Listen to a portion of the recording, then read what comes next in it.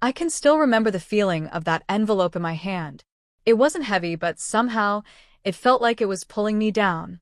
Just holding it made everything around me feel heavier, like the air had suddenly gotten thicker and harder to breathe. I looked up at my mom, Samantha. She stood there with her arms crossed, and that same smirk she always had, the kind that made her look like she had just done something clever.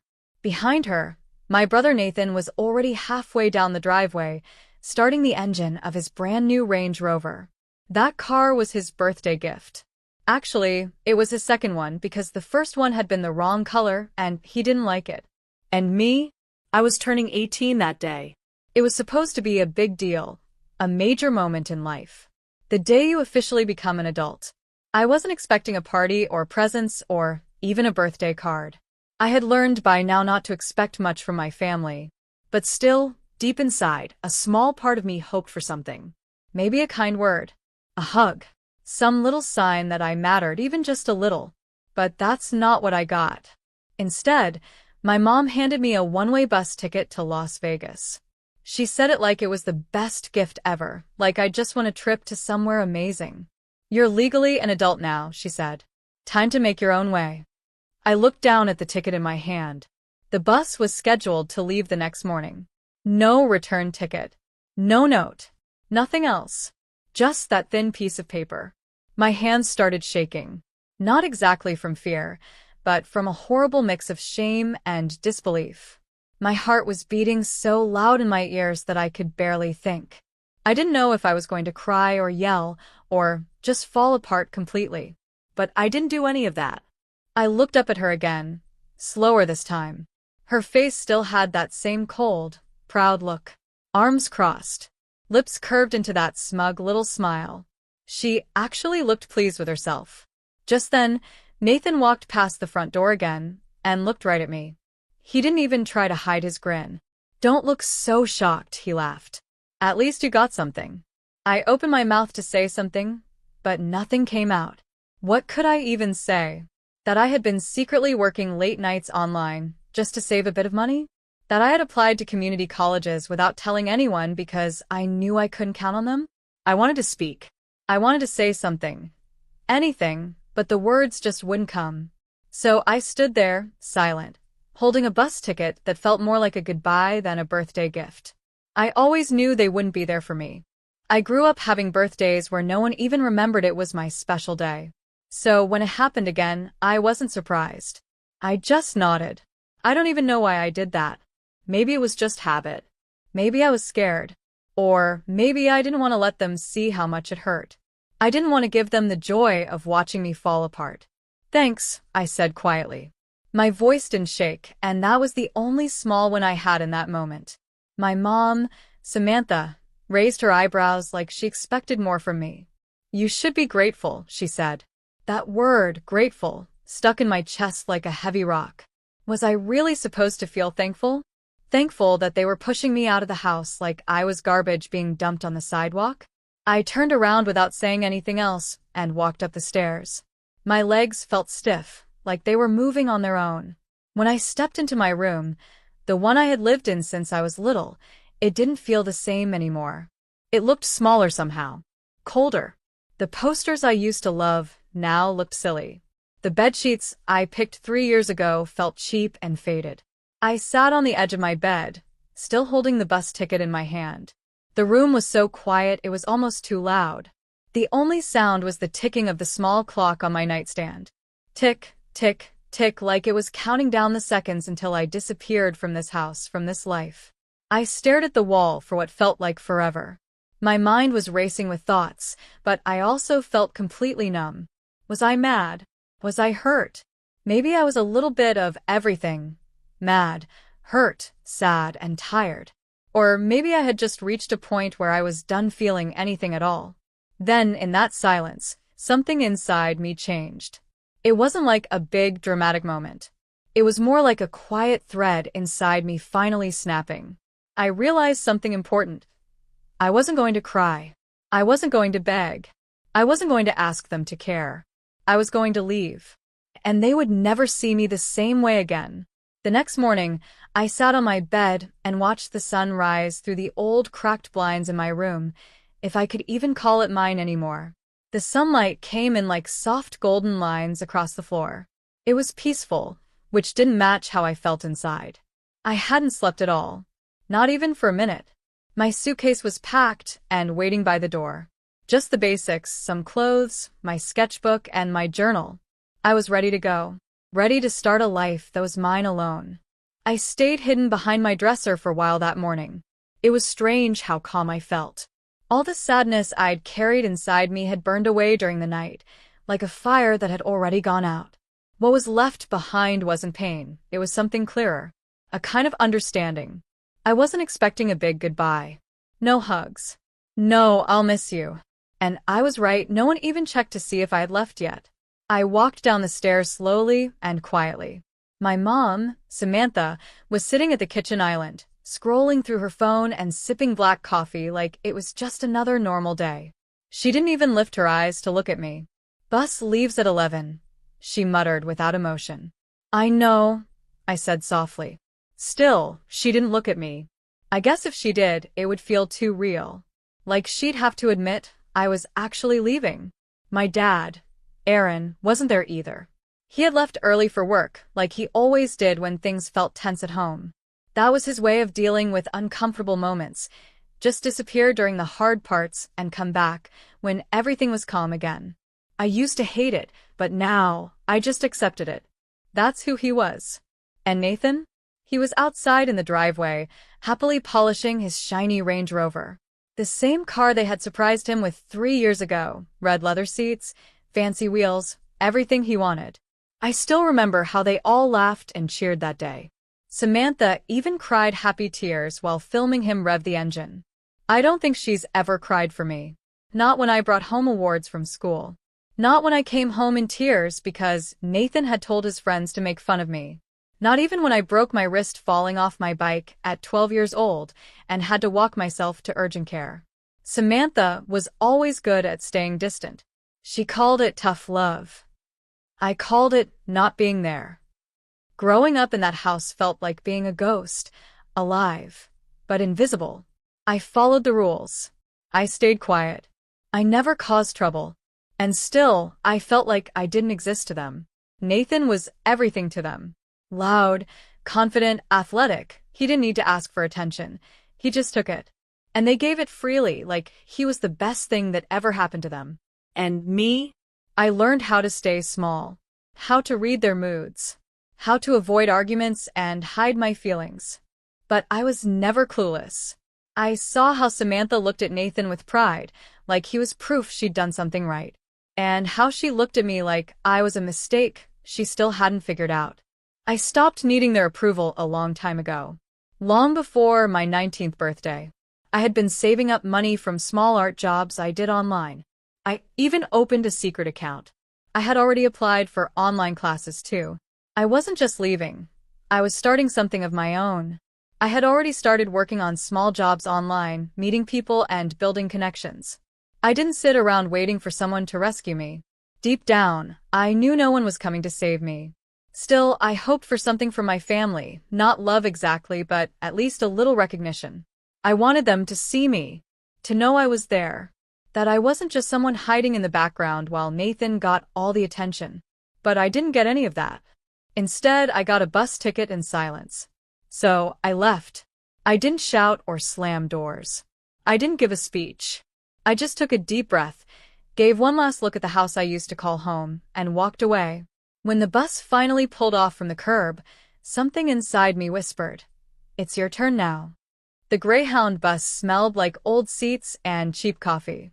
I sat by the window, holding my backpack tight against my chest, pretending I was someone else, in a different life. The ticket was crumpled up in my hoodie pocket, but I didn't need to check it. I already knew where I was going, Las Vegas. A city I had never seen. A place where I had no friends, no family, and no real plan. Just a hope that things could be better. I didn't cry. Not on the ride. Not when I saw the city lights. Not even when I stepped off the bus and realized no one was there waiting for me. But that doesn't mean it didn't hurt. There's a quiet kind of pain that comes when you finally accept that your family never really cared to know you. It's not sharp. It doesn't make you scream. It's more like a dull bruise, one you forget about until something touches it again. It would hit me at random moments, like when I saw someone my age getting hugged by their parents or FaceTiming their mom. Sometimes I'd scroll through social media and see happy family pictures and wonder what it felt like to be truly wanted. I found a small room above a bakery to rent. The woman who owned the place, Janet, didn't ask many questions when I paid up front for 2 weeks. I didn't have a lot, but I had just enough, thanks to some freelance design jobs I had landed online. I designed logos, flyers, album covers. It wasn't exciting, but it helped me survive. Then I met Rachel. She was one of my clients. She ran a tech company in Las Vegas. She liked how I worked and once told me I had an old soul. When I emailed her about my situation, she replied within minutes. Meet me tomorrow, 11 a.m. My office. Where confidence. So I did. Rachel was nothing like Samantha. She was warm but strong, honest and focused. She didn't baby me, but she saw me. Really saw me. Within a week, I was working part-time on her startup's branding.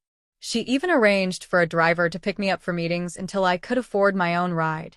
It felt unreal, like someone had finally opened a door I had been knocking on my whole life. I had just started to feel safe again when they reached out. Nathan texted me first. Of course, he didn't call. He never did. Dinner Thursday. Everyone's home. You should come. Mom said so. Mom said so. Like that was supposed to mean something after everything. I stared at the message for a long time. My heart wasn't racing because I was scared. It was racing because I was angry. Not because I needed them, but because I knew they still believed I did.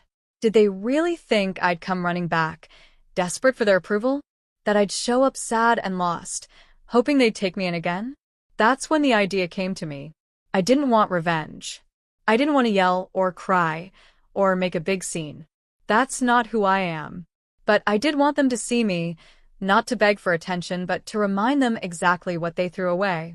I wanted to be like a mirror, showing them the truth they ignored.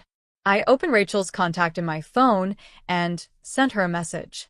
Do you think your driver could help me make an impression Thursday night? She replied in seconds. Limo or something bold. A smile spread across my face for the first time in days. Both, I texted back. That's when the plan really started to come together.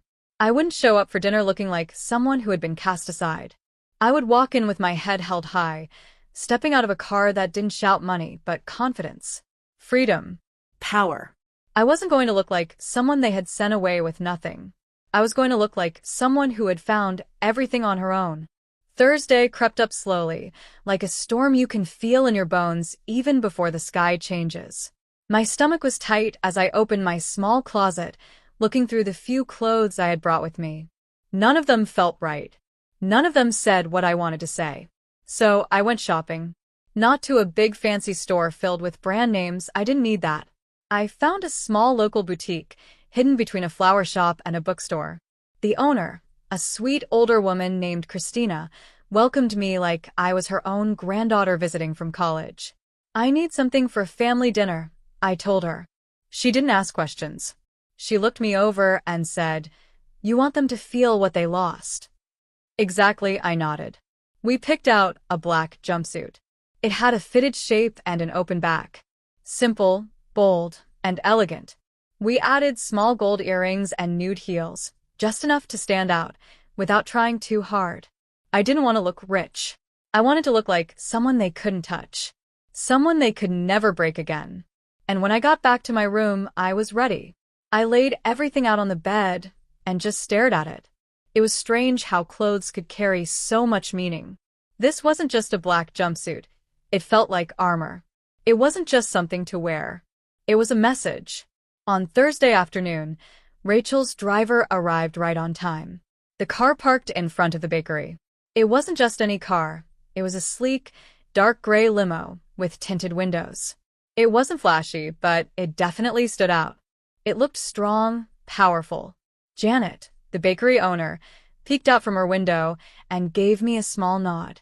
I waved back, then stepped into the car. My heart was beating fast in my chest. Inside, the limo smelled like leather mixed with a light floral scent. Soft music played from speakers I couldn't even see. I leaned back in the seat, took a deep breath, and whispered to myself, "You're not going there to prove anything. You're just reminding them of what they lost." As the limo drove through my old neighborhood, everything looked the same: the streets, the houses, even the cracks in the sidewalks. But I didn't feel the same. I didn't sink down in my seat. I didn't practice what to say in my head. I didn't wonder if they would like how I looked. I didn't care anymore. Then I saw the house. White walls. Perfectly trimmed bushes. Nathan's shiny car parked in the same spot in the driveway, still looking brand new. Like it had never moved. I turned to the driver and asked, "Can you give me 5 minutes before opening the door?" He nodded. I looked into the small mirror one last time. My makeup was soft but carefully done. My eyes looked sharper than usual, focused.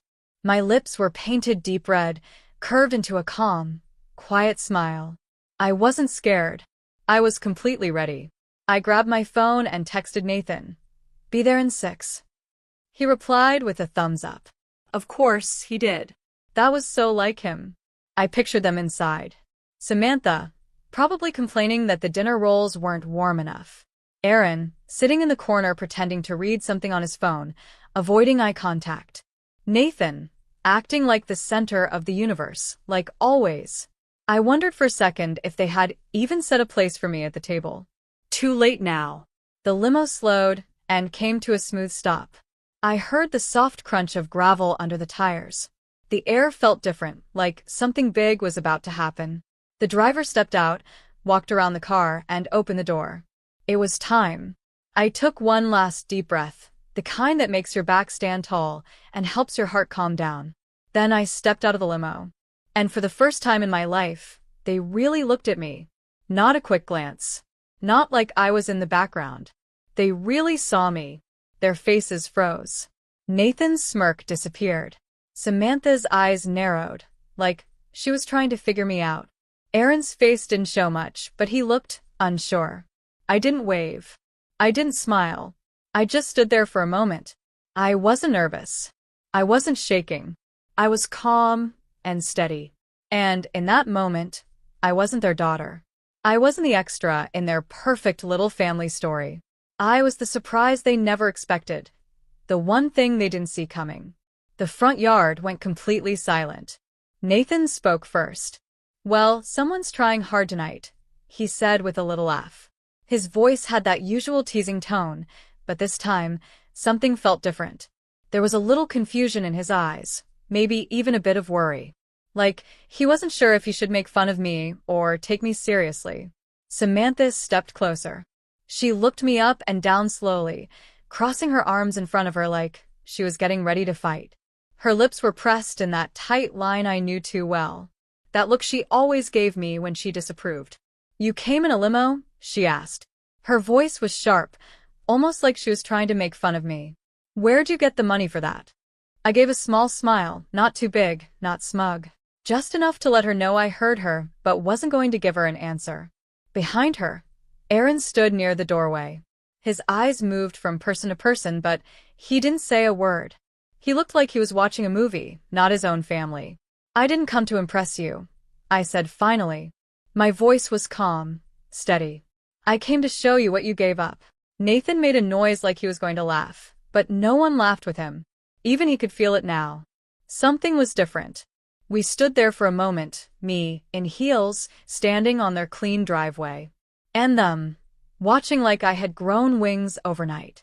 "Dinner's getting cold," Samantha muttered, turning around toward the house. "Well, if you're coming in, come in." I didn't move. I stayed still, letting her walk inside without me. Nathan followed her, mumbling something I didn't catch. Aaron stood there a second longer, then gave me a small nod. It wasn't much, but it felt like the closest thing to an apology I'd ever get from him. Then he went inside too. I stayed outside for a few more seconds, letting the silence settle around me.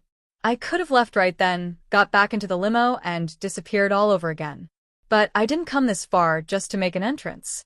I came for something more. I came for closure. So I walked inside. The dining table was set perfectly, just like always. Every plate lined up, napkins folded neatly, a bottle of wine on the table even though Nathan wasn't old enough to drink, and a roast in the center that smelled too good to be homemade. I guessed it was store-bought. Samantha had never been much of a cook. Everyone was already sitting down. No one said a prayer. No one asked how I was doing. Finally, Nathan broke the silence. So, what? You're rich now. I looked straight at him, really looked. For the first time, he didn't look strong or impressive. He looked small, still stuck in that house, still living for their approval like it was the only thing that mattered. He was still smug, but now I could see it was empty. No, I said calmly, but I'm free, and I'm doing better without you. Samantha let out a laugh, sharp and cold. Oh, please. Don't act like we never gave you anything.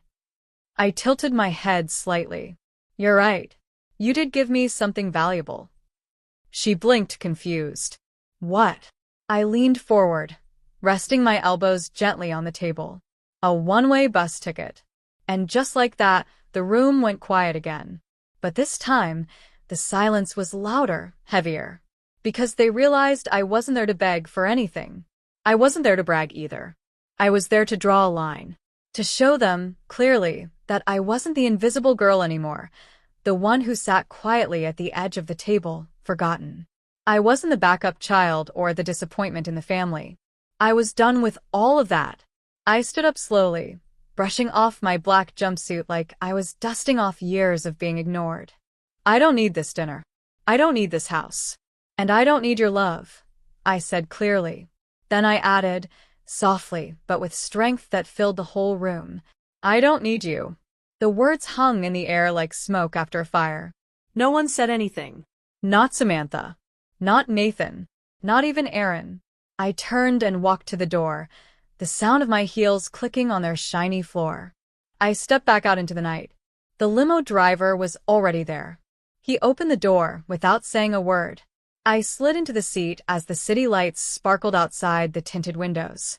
Just like that, I was gone. The ride back was quiet. But it wasn't an empty quiet. It felt earned. I leaned my head against the cool window, watching the lights blur into golden streaks as we drove through the city. For the first time in my life, I wasn't running away from something. I wasn't hiding. I wasn't trying to prove anything. I was just at peace. I thought about that dinner. About how none of them followed me. About how not a single one of them tried to stop me. And that said everything. When I left, the thing that surprised me most was that it didn't hurt. There was no pain, no lump in my throat. Just a calm feeling inside, like I knew for sure I had made the right choice. They had never really seen me, not who I truly was, and maybe they never would. But now I understood something important. That was their loss, not mine. For years, I had made myself smaller just to fit into a version of me that they wanted, quieter, easier, more pleasing. I thought if I tried hard enough, maybe I could earn their love. Like it was a prize I had to win. But love shouldn't be something you chase. Real love meets you where you are, as you are. I used to think that bus ticket they gave me was the cruelest thing they could have done. But now? I see it was the beginning of my real life. That ticket pushed me to start fresh, on my own terms. It helped me find out who I was without their opinions holding me back. I discovered how strong I could be, how capable, how brave, how much I had inside me that they never saw. I don't live above the bakery anymore. A month after that dinner, I got promoted at Rachel's startup. I became the creative lead. With the money I had saved, I moved into a small loft in the city. My own space, my own furniture, my own rules. And you know what I did? I framed that bus ticket, the original one to Las Vegas. I hung it near my front door. Every time I leave my apartment, I see it. It reminds me of where everything truly started. Do I talk to my family? Not really. Aaron sent a short message a few weeks later. It just said, "Hope you're doing well." I didn't reply.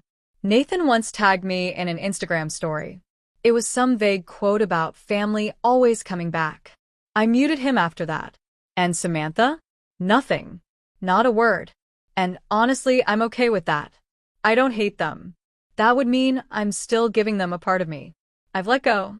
I've stopped waiting for an apology that will never come.